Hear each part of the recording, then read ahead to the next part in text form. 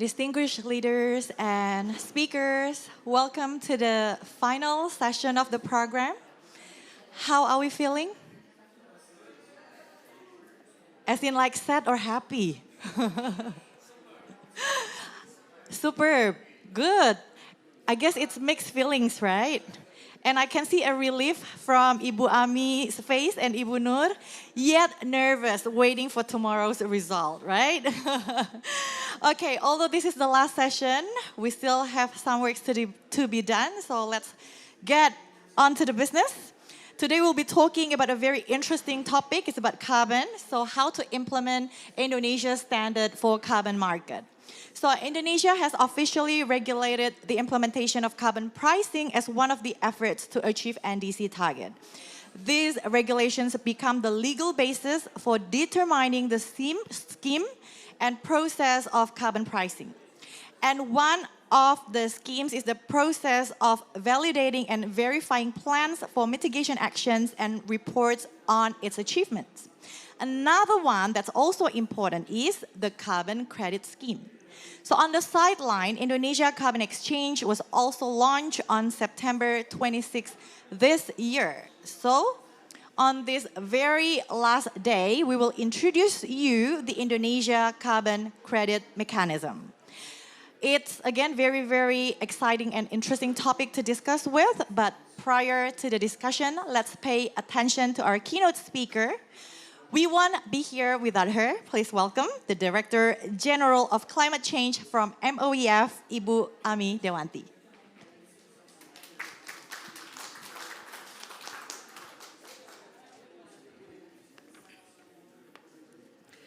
Thank you for the excellent introductions of the sessions. Assalamualaikum warahmatullahi wabarakatuh. May the peace and blessing of Allah Subhanahu wa Ta'ala be upon you. A very good morning, still morning, because we have not yet our lunch.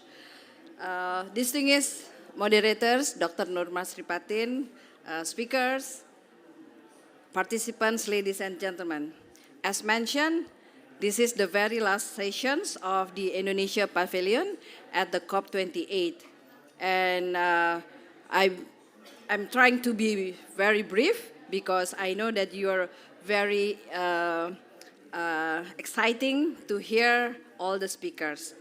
So as mentioned, that Indonesia has launched its regulations on carbon pricing.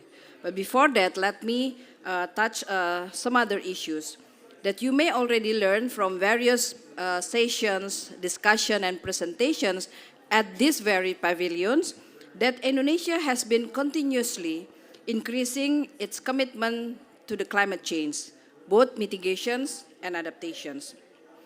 We submitted our first ever NDC back in 2016, together with our ratifications of the Paris Agreement.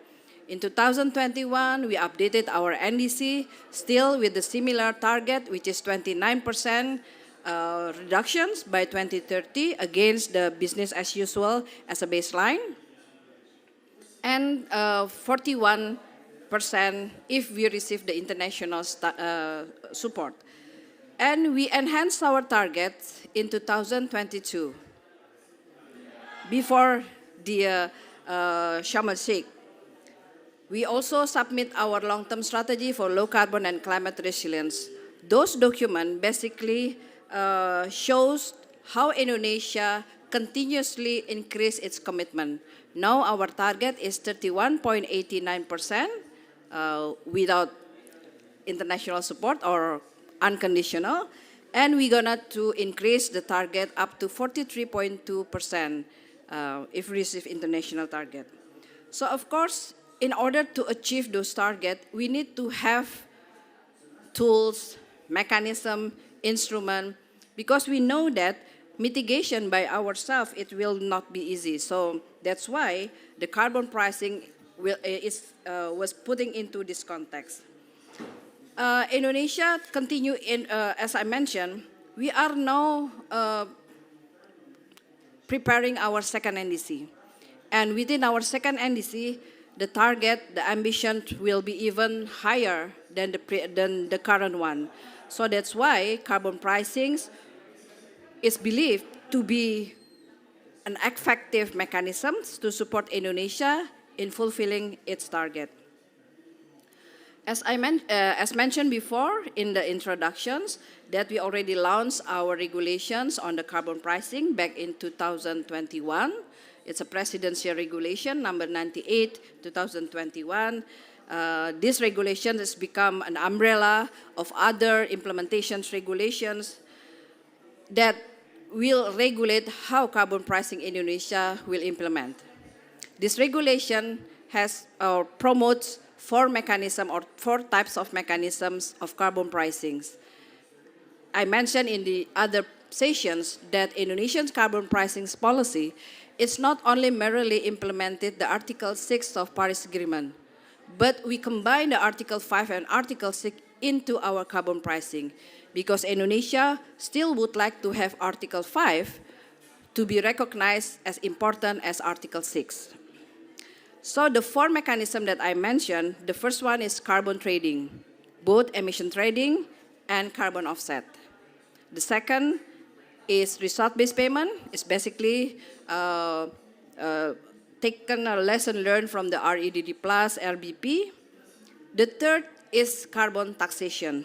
We're still developing these carbon taxations, and hopefully by next year or a year after next year, we're gonna to have the carbon, the first ever Indonesian's carbon tax regulations. And the fourth mechanism, it's a new mechanism that will be developed according to the scientific methodology, as well as might be in the form of combination between 1, 2, or 3. Our regulation clearly states that the one of the carbon pricing scheme can be implemented in carbon trading. And to be able to implement this, it is necessary to have a well-recording system. A few years ago, we developed so-called national registration system. So we already have our own registration system, and we're gonna to bring this national registry system to be in line and aligned with the international regulation that soon will be developed at the international levels. We also even develop others supporting instruments like Indonesian crediting scheme. We call it Sertifikat Pengurangan Emisi Indonesia or Indonesian Certificate Emissions Scheme. And to be able to ensure that this scheme will be accordance, in line and aligned with all international standards, with the most integrity, transparency, and inclusive.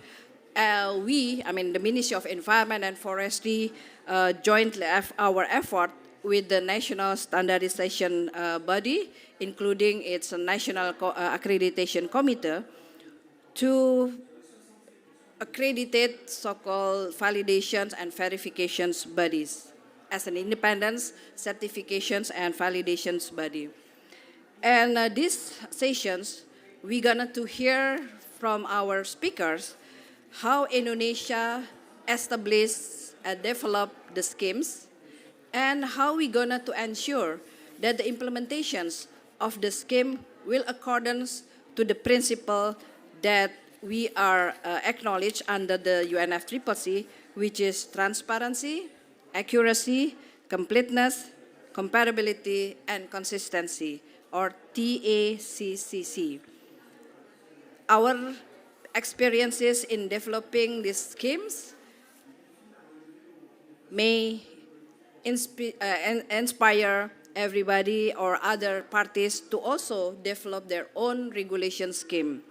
Because we would like to have, at the end of the day, that every parties will have a just, transparent, and integrated scheme to be able to support our global target in reducing the greenhouse gas emission.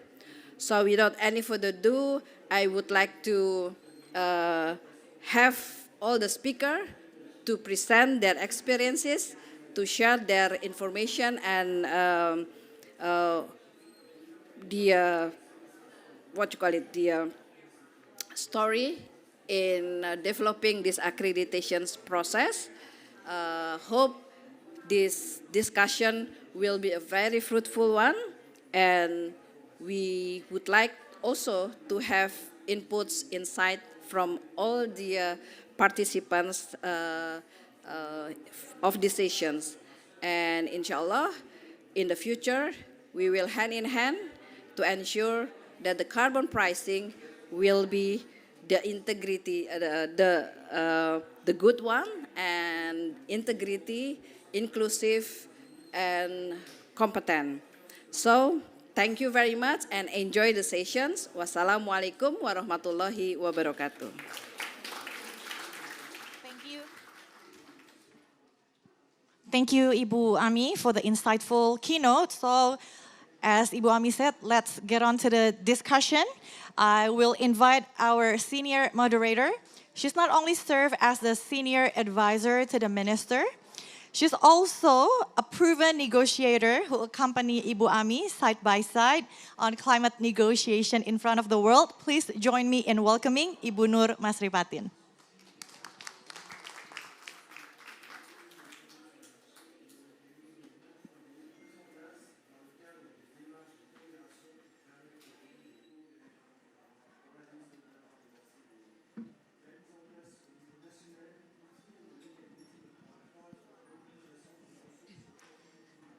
Colleagues, ladies and gentlemen, good afternoon.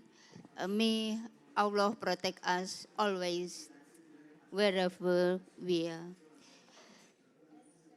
Introduced by our MC on the background of this session, and also brought in the broader context by the Director General of Climate Change of Indonesia, where the context of carbon pricing Indonesia is positioned. The carbon pricing, carbon market in Indonesia is implemented in the context of supporting the achievement of our NDC target. Elaboration on the regulation, also the principles, rule, and procedure already explained by Ibu Director General. So we can now start off the session. We have about 1 hour for presentation and discussion.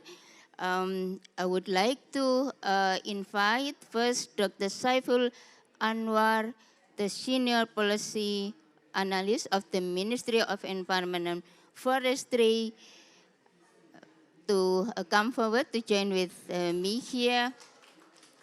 The second, I would like to invite Ibu Esti Permati,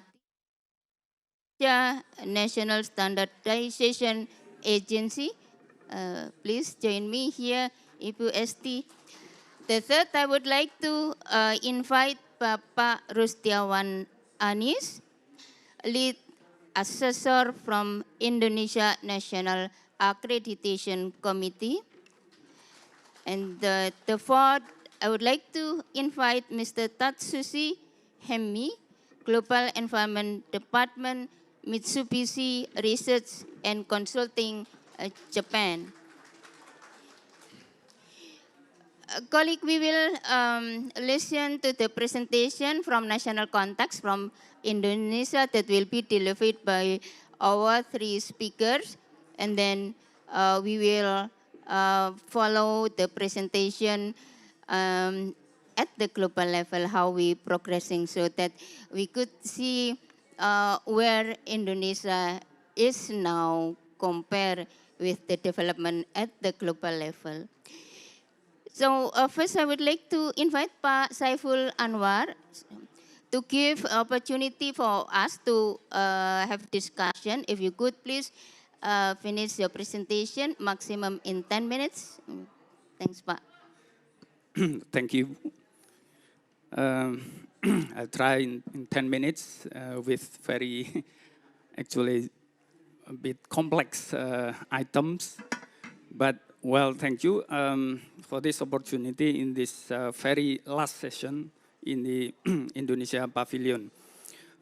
Distinguished colleagues, as already mentioned, and you may know or understand or remember that prior to COP26 in Glasgow, President Jokowi has issued a presidential regulation on carbon pricing, and then followed by the ministerial regulation on the governance of the carbon pricing itself.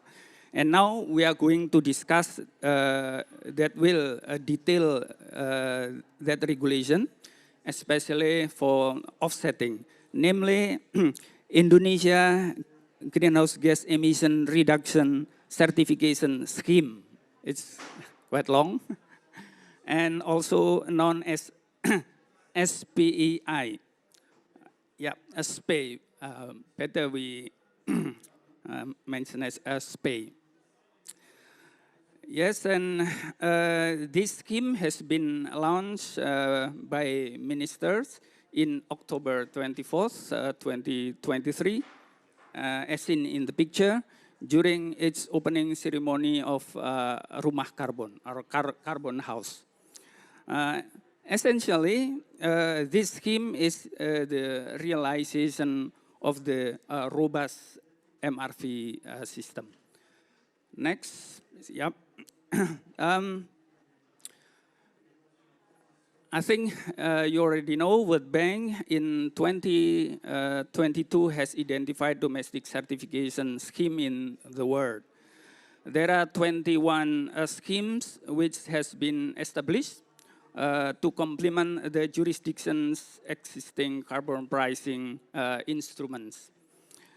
There was in Canada, US, Latin America, Africa, Australia, Asia, include China, Japan, Thailand, and now Indonesia.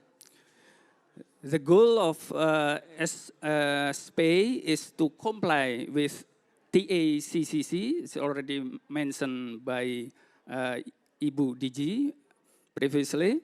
So TACC principles, and of course align with national objectives. This slide provides overview of the management stages from planning to certification issuance. There are 5 major stages. The first stage is registration to National Registry System, or also known as SRN, with output is account number of participants.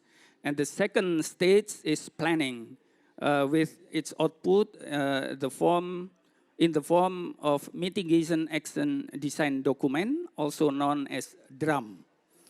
The third stage is implementation, which involves carrying out emission reduction or sequestration enhancement activities. And the fourth stage is reporting, with its output in the form of mitigation action achievement report, also known as LCHAM. In final stage is the issuance of certificates known as SPE GRK, that is 1 ton of CO2 equivalent reduction, result in the issuance of 1 SPE GRK. So this is very important stage, and most business entity would like to directly jump to this stage. The next slide is to illustrate the business process of certification that involving various parties in its stages.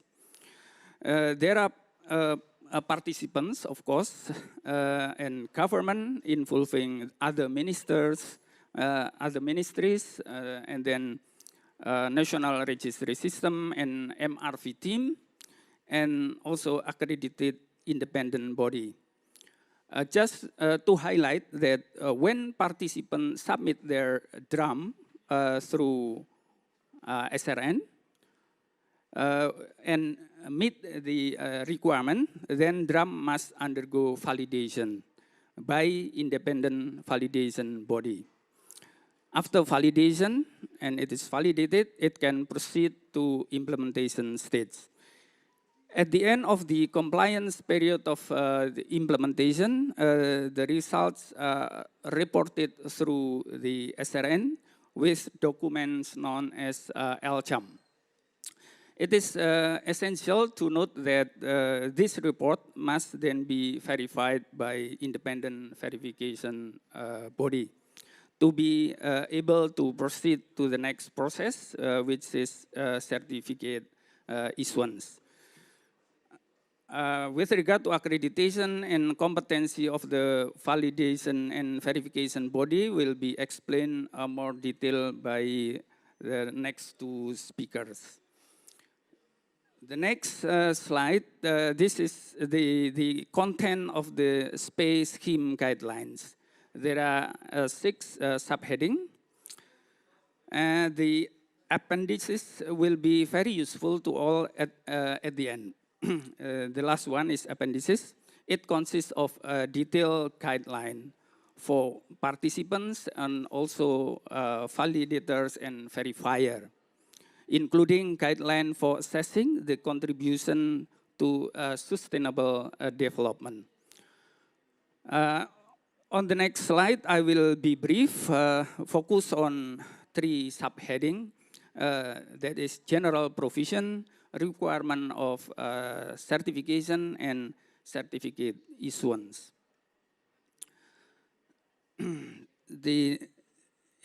general provision, GHG emission reduction can be certified for 2 things. The first, reduced emission and or enhanced GHG sequestration is a result of mitigation action. It cannot be certified if not from mitigation action. The second, climate change mitigation performance of the remaining emission cap allowance or surplus of PTBI. The participants of the scheme are business entities and the person in charge with mitigation actions or designated license or representative. And the third is cap and trade recipients. With regard to crediting period, the project began after December 31, 2020, or on the date DRAM is validated. Duration of the project is 7 years and can be renewed once, or 10 years but not renewable. Specifically for FOLU is 10 years and can be renewed twice, or 20 years but not renewable. Meanwhile, for remaining allowance is accordance with the validity period of technical approval and cannot be extended. The requirement for emission reduction to be certified is the mitigation action must be non-business as usual activities and have additionality. The action is not, and also the action mitigation action is not an obligation mandated by a policy. Mitigation actions that have non-permanent risk, such as mitigation actions in the forestry sector, set aside a permanence guarantee served from each certificate issuance. The amount of guarantee is determined through stipulation by the respective sector or through a non-permanency risk analysis. So these actions are required to conduct a subsequent verification at least every 5 years after the first verification and at the end of the project duration.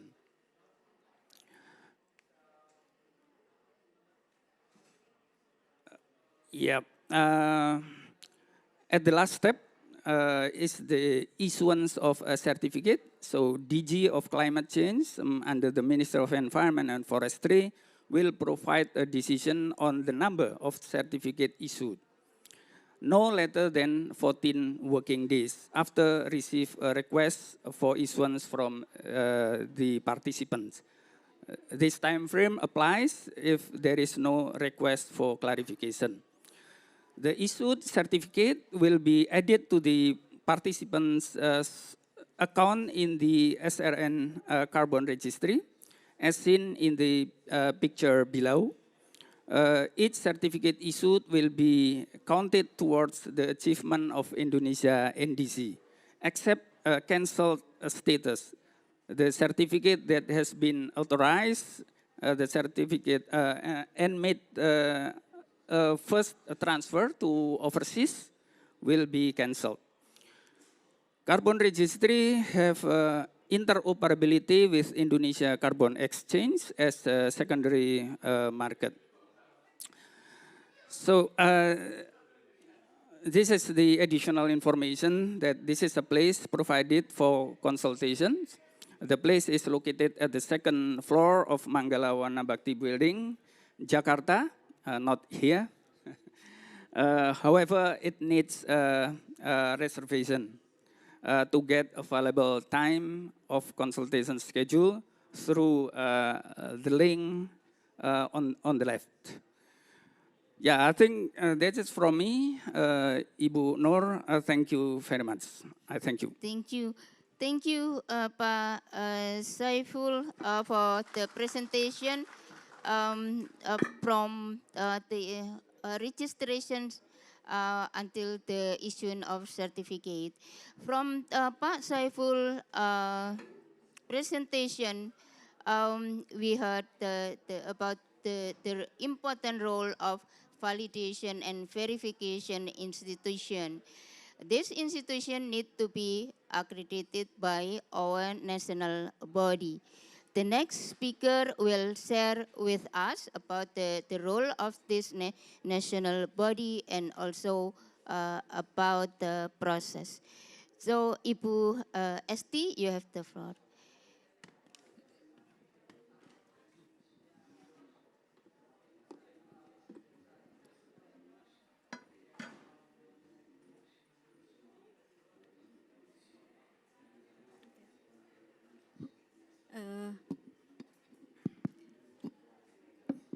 Distinguished guests, is my voice clear?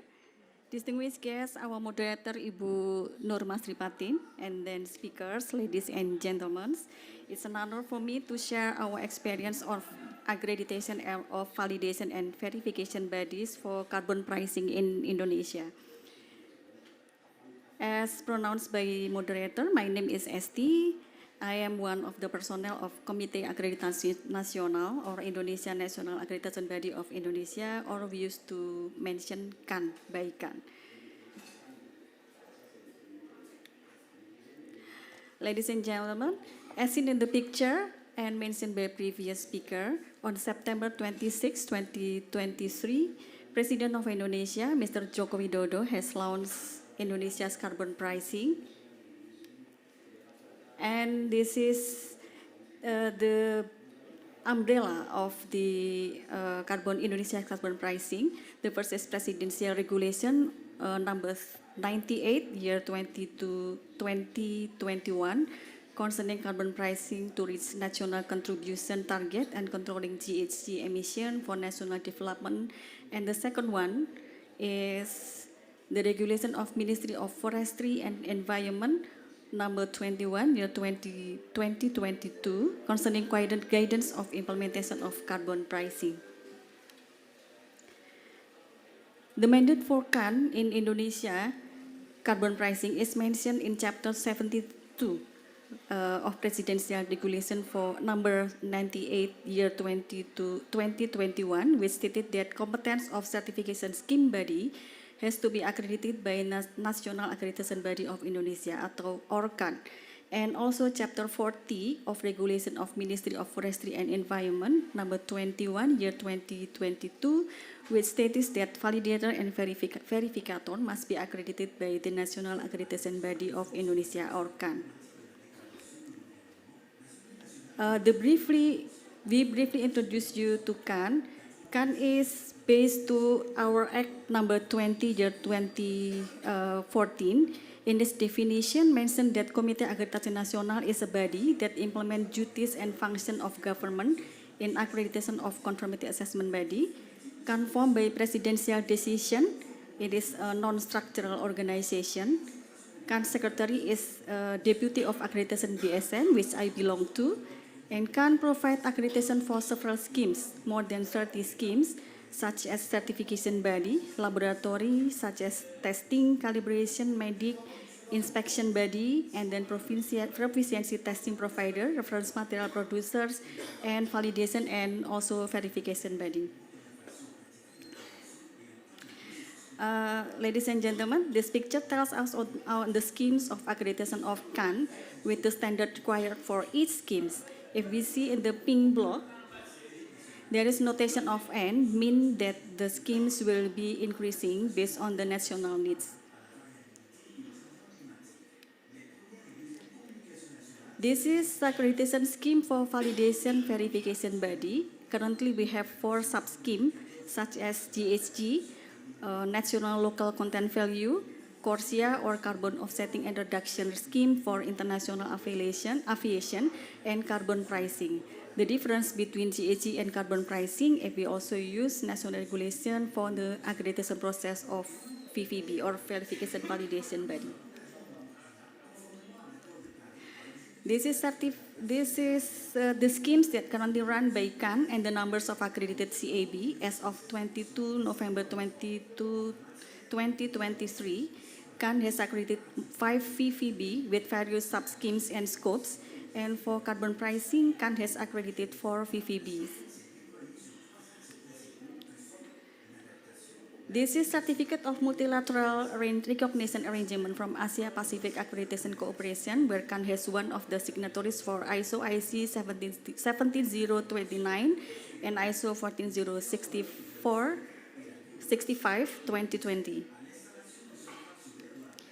And this is Certificate of Mutual Recognition Arrangement from International Accreditation Forum, where CAN is one of 33 accreditation body in the world, which is a signatory for ISO 14065-2020. This is how CANs work. Actually, CAN accredited as accreditation body, accredited conformity assessment body, and conformity assessment body will need demonstration for conformity for the organization. But CAN itself, we have to do demonstration of equivalency for peer evaluation, where CAN will be evaluated once every 4 years.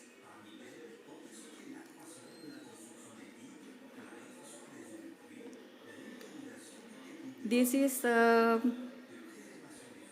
scheme for VVB or Validation Verification Body, will be based on SNI ISO IC 17029, ISO 14065, and ISO 14064 Part 3, and also method based on regulation. To make sure that we have facilitated government on carbon pricing, CAN has launched accreditation scheme for carbon pricing accreditation 14 June 2023. As we seen in this slide, currently we have specific regulation of other ministry concerning specific implementation of carbon pricing for each sector. One is regulation of Ministry of Energy and Mineral Resources concerning implementation of carbon pricing for subsector of power plant. And the second one is concerning capture and storage of carbon and capture, utilization, and storage carbon for upstream activities and oil and gas. As we seen in this slide, in the blue one, the accreditation scheme for CAN is based on the validation period of the accreditation of validation verification body, the scopes, and the validation verification body needs to do office assessment and witness assessment before it is accredited to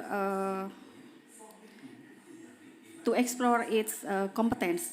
And then once it is accredited, it has to do surveillance and accreditation, surveillance and re-accreditation. Beside of the standard, and then we have the VVB or verification validation body have to comply also with documentation or requirement of KAN accreditation process. And what can do for checking the competence? It is based on two main item. One is competence requirement, and then the second one is process requirement, including management side. For accreditation requirements for VVB concerning carbon pricing, this is the standard that has to be followed by the validation verification body. For the number one is SNE ISO IC 17029 and then ISO 14065, SNI ISO 14064 Part 3, and ISO 14066 for the competence of the team, and regulation and also technical regulation for subscope.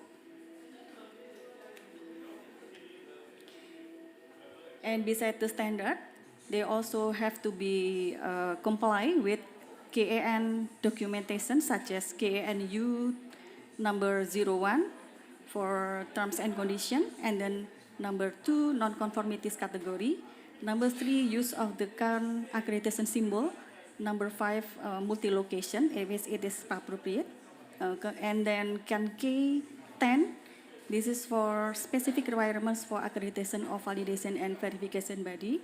And then CAN K1003 for additional requirements for accreditation of validation verification body for environment information sector based on carbon pricing regulation.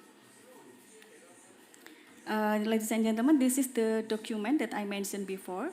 In the left side is CAN KNU01, and then CAN K10, and then CAN K1003. All VVB, if they want to be accredited by CAN, they have to be submitted accreditation and do the accreditation process by online accreditation platform. And this is the process for accreditation. One, registration, and then team assignment, number 2, and then assessment and witnessing, and then technical committee, and then CAN council meeting, and then stipulation of decision. Once VVB is accredited, then they have to be meet the surveillance, one surveillance and second surveillance, and then they have to be accredited and before the end of their period of accreditation, where the single accreditation cycle or period is 5 years. Here is when we do development of scheme for carbon pricing, we also do it together with our technical regulation regulator, and then with VVBs, and also others like professionals. We work together with our stakeholders. Thank you so much. That's all my presentation.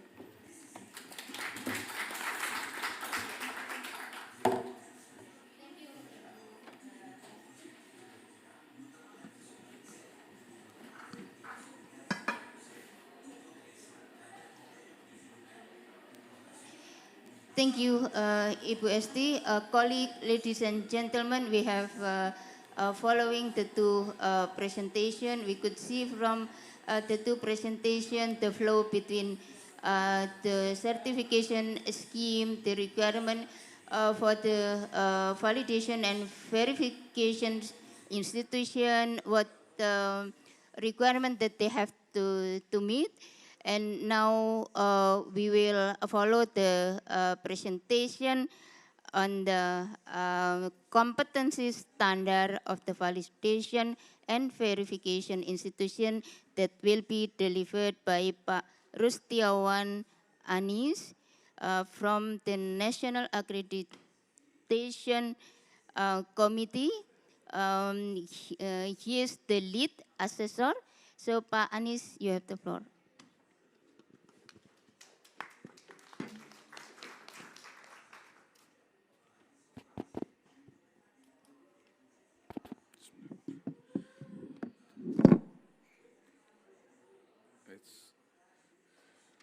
Distinguished guests, delegates, and colleagues, ladies and gentlemen, Assalamualaikum warahmatullahi wabarakatuh. Very good morning or afternoon. It's great honor to be here, present and sharing what we had doing regarding validator and verifier, competency of Indonesian accredited validation verification body, particularly what we had set out in Indonesia for SPEI crediting scheme that was explained by Pak Saiful and Bu Esti. The government of Indonesia, through Presidential Decree number 98, has issued a national policy related carbon pricing policy as a legal framework to achieving Indonesia NDC target and mitigating climate change control activities. In President Decree, it's explained that the implementation of carbon pricing is carried out with 4 instruments, namely carbon trading, consisting of emission trading and offset trading. The second one is result-based payment and other instrument. Carbon pricing implementation instrument must meet the principle of transparencies, implementing the MRV system, as well as impartial and independent and competence of validation and verification process. Related to the MRV system, my presentation will further elaborate validation and verification, particularly elaborate a little more detail in personal competencies for accredited validation verification bodies in Indonesia. Allow me to explain the basic understanding and using the terms of validation and verification activities for mitigation action project. There are 2 terms, validation and verification. Validation is a process to evaluate the reasonables, the assumption, methods, and justification that support a statement about the outcome of future activities. In this case, the activities is mitigation action project.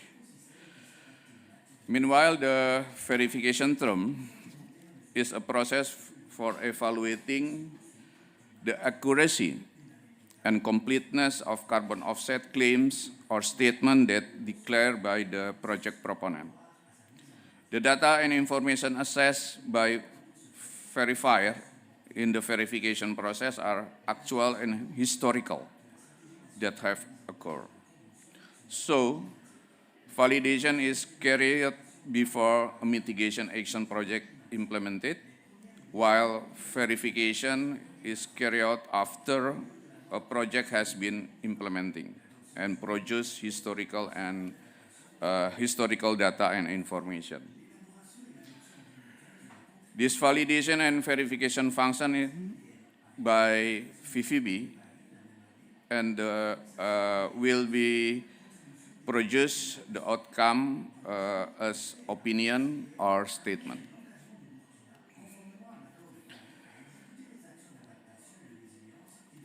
As mentioned by Bu Esti, for GSG VVB accreditation, we identically adopt the ISO standard series from ISO 70029 and ISO 40065.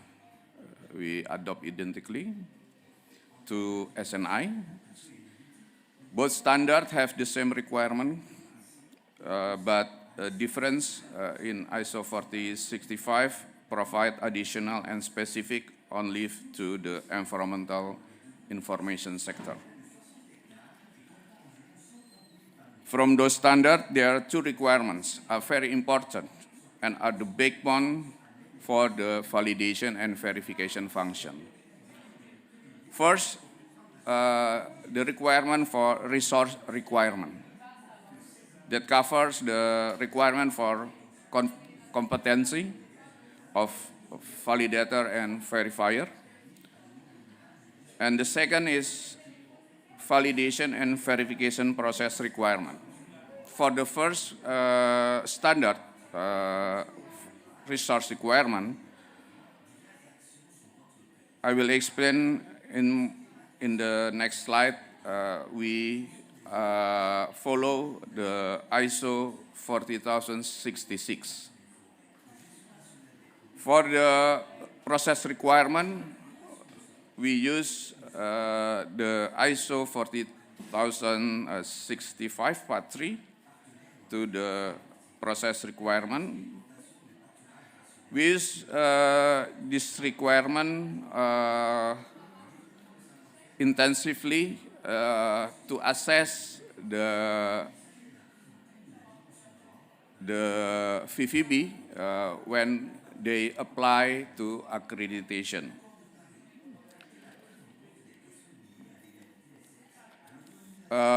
This slide shows same with Saiful was mentioned before, but in other form. This is an overview of GC mitigation ASEAN project cycle under SPACE scheme, starting from the selection of methodologies and develop project design document. We namely is DRAM, Dokumen Rancangan Aksi Mitigasi. It's same with the term of PDD, Project Design Document. And ended on issuance of JC Emission Reduction Certificate, SPI GRK, SPA GRK. Yeah. In this process, the VVB as validator and verifier have very important role. You see, the function of validation and verification will provide the assurance and trust for carbon market claim which was declared by project proponent. Validator and verifier must ensure and provide assurance the integrity and high quality carbon credit declared by project participant before the National Registration System, SRN, issuing and register the carbon credit unit and then after that enter to the carbon market.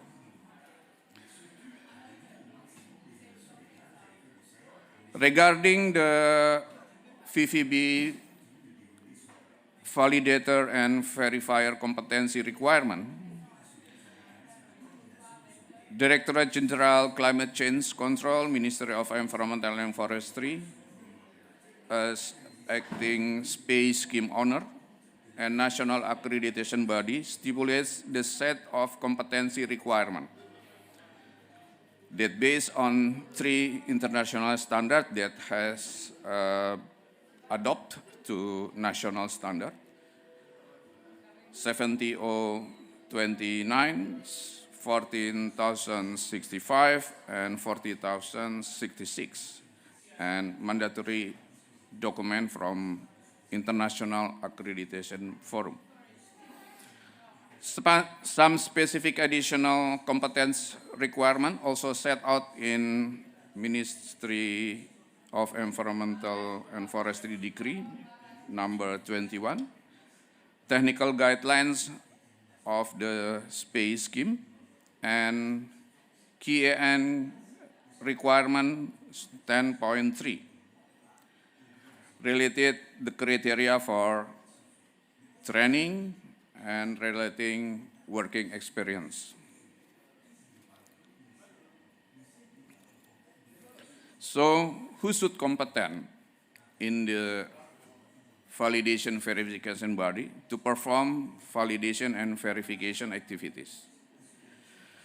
There are three main functions in the VVB that need to ensure their competence and ability in performing validation and verification process and activities.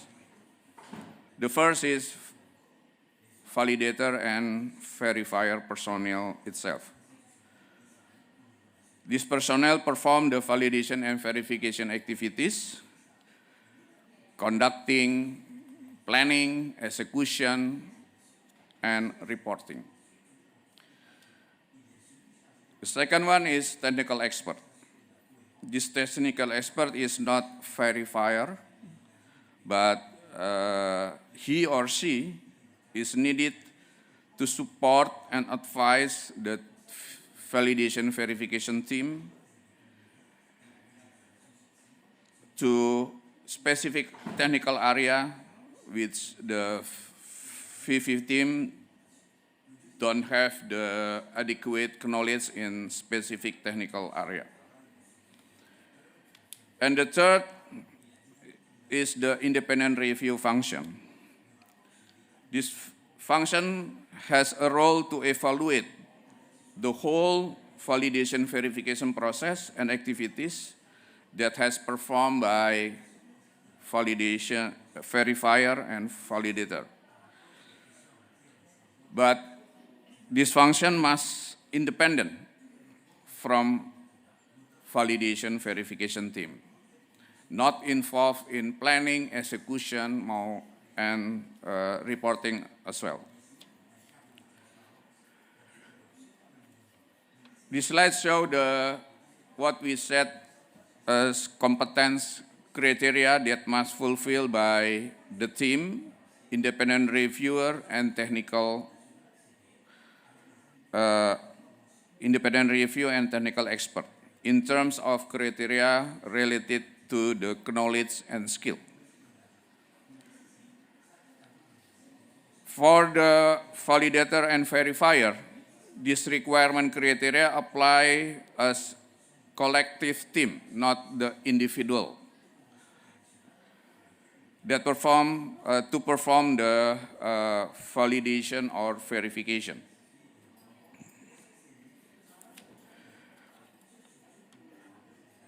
I would like a little bit explain relating to what the knowledge is requirement. The validator and verification team must have sufficient and appropriate knowledge related to 5 areas. The first, knowledge on SPEI crediting scheme criteria and requirement, including what they set out in the technical requirement to conducting the process, activities such as level of assurance, risk assessment, materiality level, type of finding, and what the type of opinion.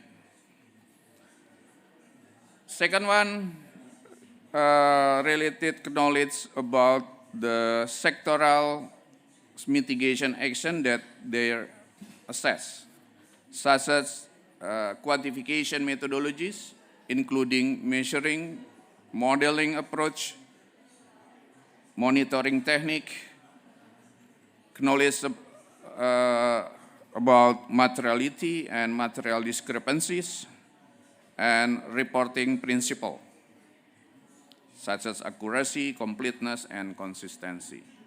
The third one, the team must have knowledge of quantitative and qualitative information, such as relevant activities and technologies applied to mitigation action project, identifying and selecting GSG source, sink, and reservoir from project, how to quantify, monitoring, and reporting the emission reduction or removal enhancement.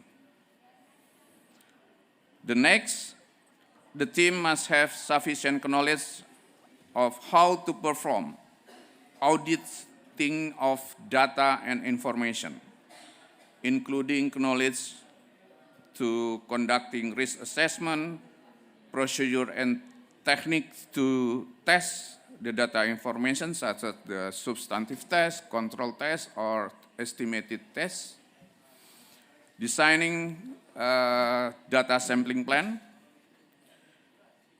identifying error in data and failure in data system. The last but not the least, the validation team must have sufficient additional specific requirement for mitigation action project, including principle, criteria, process, procedure, and methodologies related to project boundaries, quantification methodology, and monitoring.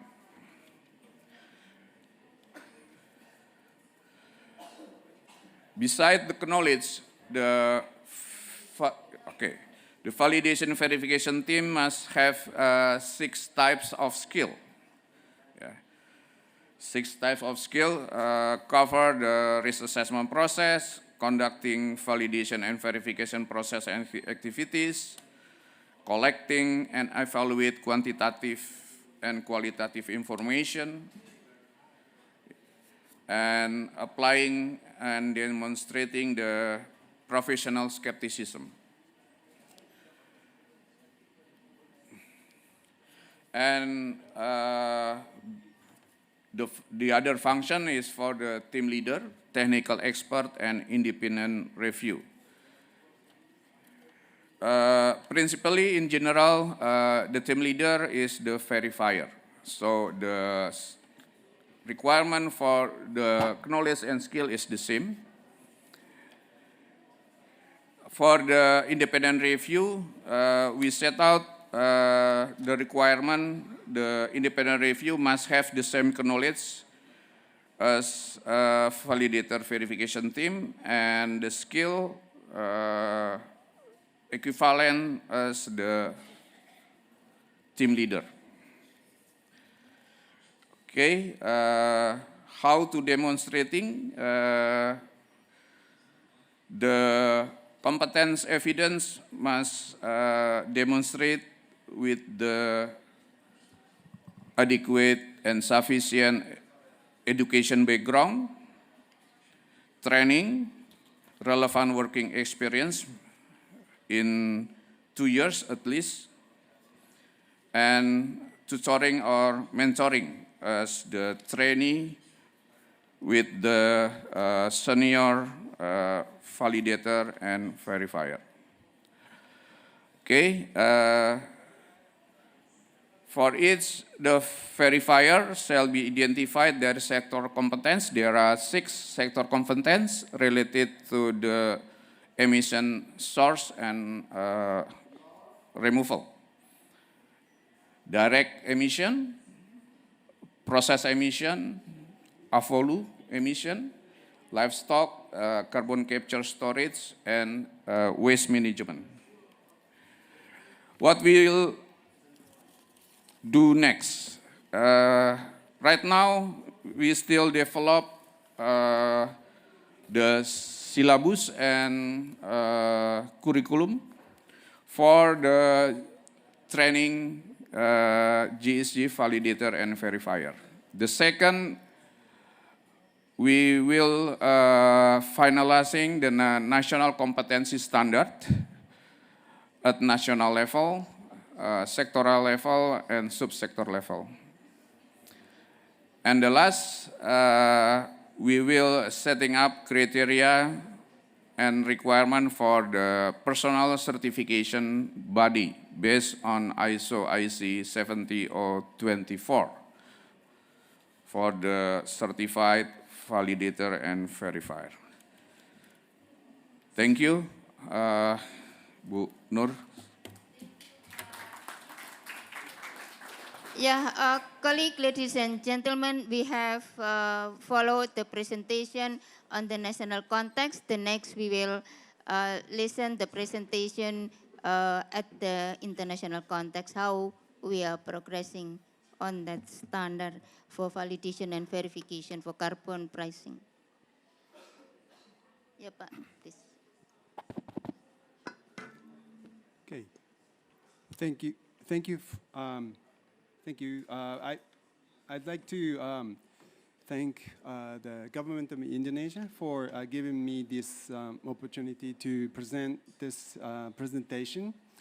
And in the interest of time, I'll just jumpstart my presentation. My name is Tatsushi Hemi from Mitsubishi UFJ Research and Consulting, and I'm mostly involved in the development of market mechanism policies with the government of Japan. And also recently, I'm more involved in joint credit and mechanism, which is implemented together with the government of Japan and Indonesia. And my presentation today focuses on international standard for validation and verification and carbon pricing. And just quick overview of carbon pricing. Okay, we have what we call credit and mechanism, baseline and credit mechanism, where you have a baseline target, baseline situation, and where if you implement a project which reduces emissions, then you will get emission reductions, which then turned into carbon credits. And that will be divided by involved countries or companies. And in the middle, we have emissions trading scheme, which is also called cap and trade. And most of you are probably familiar, but as shown in the diagram, if a company with a cap reduces emissions more than the allowances that are given, then that company, A in this case, can sell their allowances to the company that needs to buy allowances to meet their target. So that's a cap and trade. And farthest right, we have carbon tax, which is to tax on GHG emissions or use of oil, consumption of oil, gasoline, etc. So these are major carbon pricing schemes in the world. And besides this, we have, for instance, internal carbon pricing, etc. But I'll skip that. And sorry. Next slide summarizes the major standards used for carbon pricing. I'm not going to cover all the schemes that are out there, but I just picked famous or well-known schemes, JCM, of course, and that's joint credit and mechanism. As I mentioned in my self-introduction. So this scheme is based on ISO 14064 and 65, and it requires a third-party entity to conduct validation and verification. And with this scheme, with the support of KAN, the Indonesian accreditation body, we have a local third-party entity designated for this scheme. And also we have a UN managed system, Article 6.4 mechanism, and also the CDM. And also we have a voluntary system, voluntary scheme called Verified Carbon Standard, which also applies ISO standards. But for UN system, they have their own system. They have their own accreditation standards and procedures in place. So those are baseline and credit schemes. And at the bottom of the table, you see emissions trading scheme. This is cap and trade. And the most famous, well-known one is the EU emissions trading scheme. And this is implemented in EU region, and verifier must meet the requirements in accreditation and verification regulation, which is set in EU region, and also ISO 14065. As you can see in the table in the middle, circled in red, for the cap and trade system, we don't have the validation. And that's just a list of documents for ISO system and also UN mechanisms. The point here is that ISO documents cover not only projects, but also the organization level emissions, so it can be applied to emissions trading as well. And also, as you can see, there are many detailed documents related to this carbon pricing or validation and verification scheme. So the last slide of my presentation is points to be noted in ISO standards. So today I was expecting that UN secretary person will give a presentation before me. So I thought I would focus my presentation on ISO standards. But my points are described here as concepts. Was a new concept brought in to ISO 14065, concept of engagement, which is more well-known in financial auditing.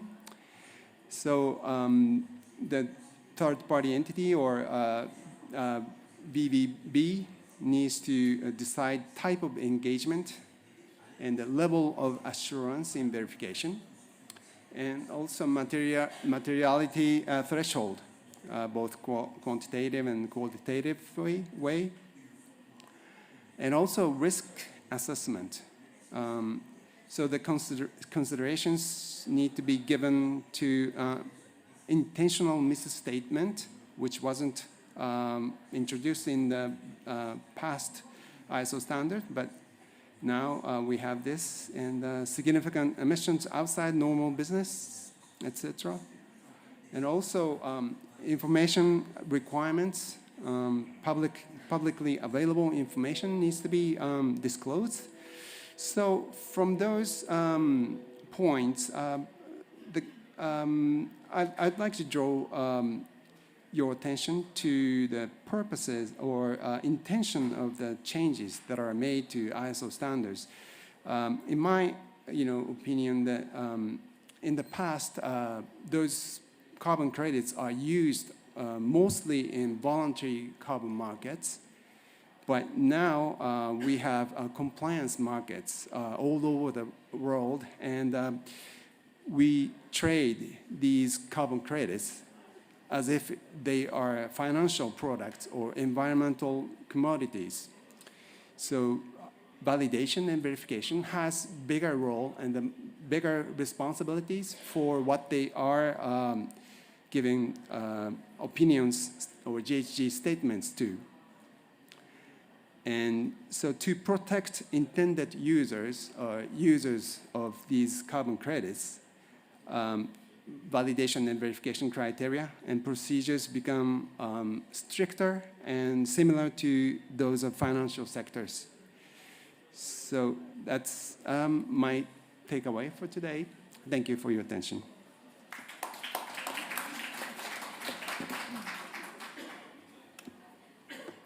Thank you, Mr. Hemi, for the very quick presentation, but cover what we would like to know at this session.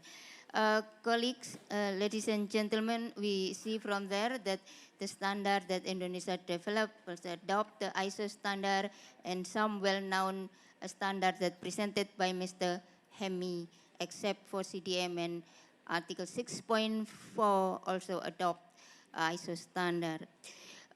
Colleague, we could take up a quick question. Yes, please. If you could say your name and institution. Very quick question. My name is Lokesh Dubey. I'm from Gold Standard. My question is there any kind of consideration of linking? Is there any consideration of linking Indonesia's emission trading carbon markets to the international carbon markets, as in the voluntary standards, for example, Gold Standard and others? Thank you. I think this question is for Pak Saiful.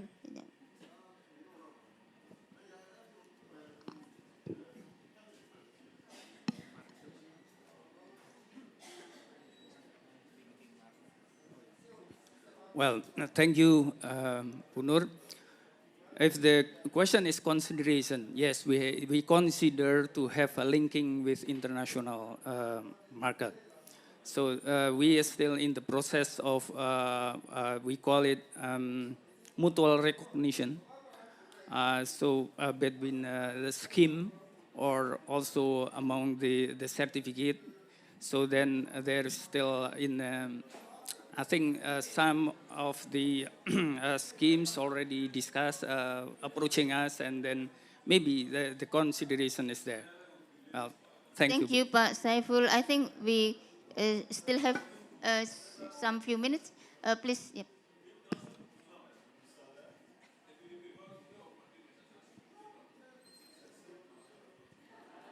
Hello, my name is Andrea Bonzandi. I'm from AITA, a business group with a group of companies active in carbon trading. I have two questions, but very quick.